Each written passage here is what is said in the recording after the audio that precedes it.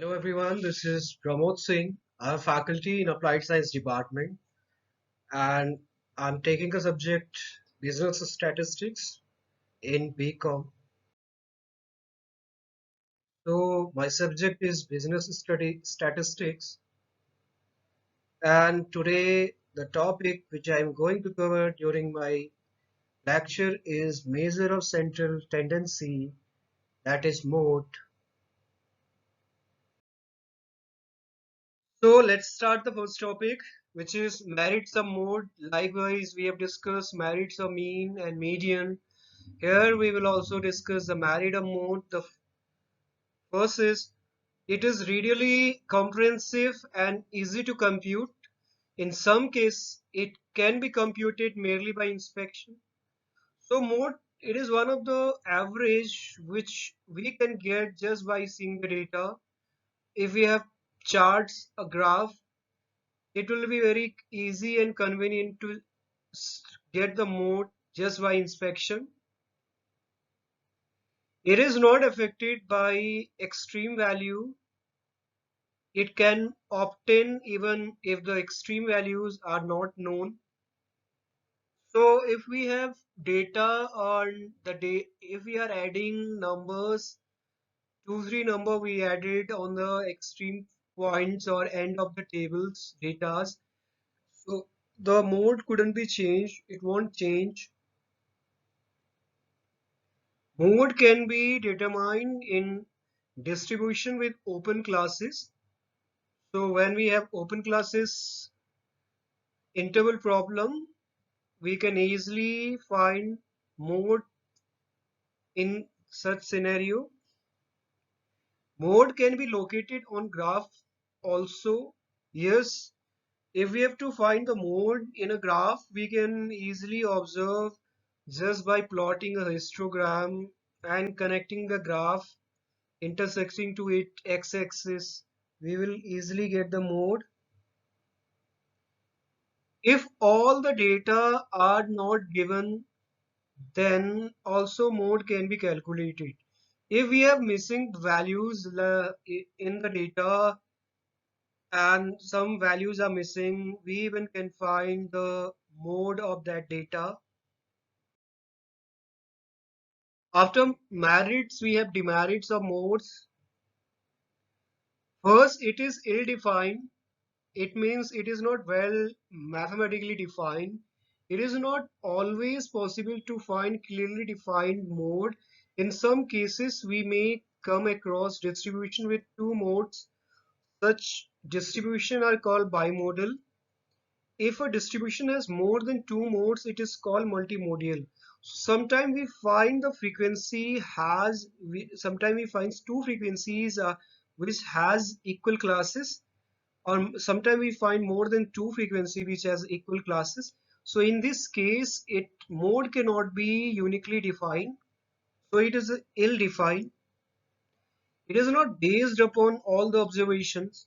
So when we are finding the mode, we just see which class has the most frequent value. So when we are finding modes, so the observe for so we are not taking all the observation, all the data at for taking care of the mode. Mode can be calculated by various formulae. As such, the value may differ from one to another. Therefore, it is rigidly not defined. So, when we are finding a mode of continuous interval or continuous data, yeah, we have a different formula, or slightly we will get a different answer even for different formula. It is affected to a greater extent fluctuation of sampling. Likewise, mean and median, it is also get a fluctuated. When we have a sample, when we increase our sample, it also the mode also get changed, and the mode of the data get affected. Mode. The mode is a number that appears most frequently in a data. A set of number may have one mode, more than one, or no mode at all. Example, The following is the number of problem that Mrs. Matty assigned for homework on 10 different days. What is the mode? We have a number 8, 11, 9, 14, 9, 15, 18, 6, 9, 10.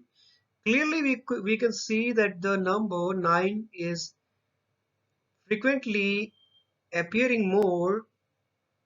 Solution. Ordering the data from least to greatest, we get 6, 8, 9, 9, 9, 10, 11, 14, 15, 18. Hence, answer the mode is 9. Why? Because it is occurring thrice. So it has more frequency than other number. Hence, the mode is 9.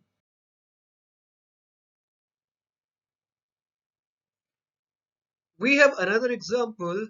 A marathon race was completed by 5 participants. What is the mode of these time given in hours? First 2.7 hours, 8.3, 3.5, 5.1, 4.9 hours. Ordering of data from least to greatest, we get 2.7, 3.5, 4.9, 5.1, 8.3. Also, since each values occur only once in the data set, hence there is no mode for this set of data. So here there is no mode at all. Second example we have, on a cold winter day in January, the temperature of 9 North American cities is recorded in Fahrenheit. What is the mode of these temperature? The temperature are -8, 0, -3, 4, 12, 0, -5, 5, -1, 0. Ordering the data from least to greatest, we get this. Now we can easily observe 0 is occurring most, hence the mode of these temperature is going to be 0, hence the mode. Find the mode of the following data, and we have a discrete data set. We have to find the mode. So first we will arrange the data set in ascending order. Start with 11, 12, end with 24, 26. Here we get 16, which is 4 times, 12 and 20, 20 times, 2 times each, and other numbers are ones. Hence, Z, that is a mode, is 16. We have one more example of discrete set. Find the mode of the following data. We have given class X and frequencies. In X, we can easily see that the class of 16 has frequency 21, which is more than any one. So in the above given series, highest frequency is 21 and the variable corresponding to I, that frequency is 16, hence mode Z is 16. So there is a relationship between mean, median, mode. If we have a mean that is 16 and median 18, we have to calculate mode, and we know the mode is equal to 3 times of mean minus 2 times of 3 times of median minus 2 times of mean. So applying this formula, the mode will be 54 minus 32, which is 22. One more example we have where mean is 61, mode is given, and we have to find median. So the median will be 61.73. Mode of a continuous data series. We have to calculate the mode of the continuous data series. In continuous, the marks are in continuous way. Start with 0 to 10, 10 to 20, goes till 70 to 80, and their frequencies are 2, 18, 30, 45, 35, 20, 6, 4. First of all, we will create a table. In a first column, we will put marks. The second column, we will put the frequencies. By just simply observing, we can see that the frequency of the interval 30 to 40 has more frequency, that is 45. So the mode will must lie in between 30 to 40. So the formula for mode will be L plus D1 over D1 plus D2 into I, where L is a lower limit, that is a 30. D1 will be 45 minus 30 of the frequency of that interval minus one previous, and d2 will be the frequency of that interval minus 1x, that is 45 minus 35, and that will come in a mode. So we get d1 15, d2 10, and inter class size is 10, as the value of z will be 30 plus 15 over 15 plus 10 into 10, which is going to be 36. So 36 is just lying in between to 30 to 40, as we the mode will be 36. One more example of continuous data series, but in this data series we have to solve mode by graphical method. So we have to find the mode of following by graphical method. X is start with 0, so 10, 10, 10 to 100, 100 to 150, 150 200, 200 250, 250 to 300, 300 to 350. We have given the frequency.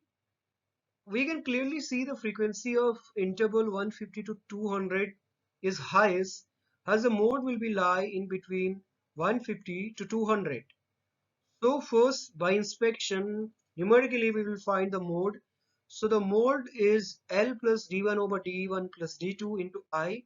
Here L is 150 and D1 is 210 and D2 is 115. I is 50. So using the formula, and after calculation we get the mode 182.3. Now we have to find mode by using graph. So first of all we will plot a histogram.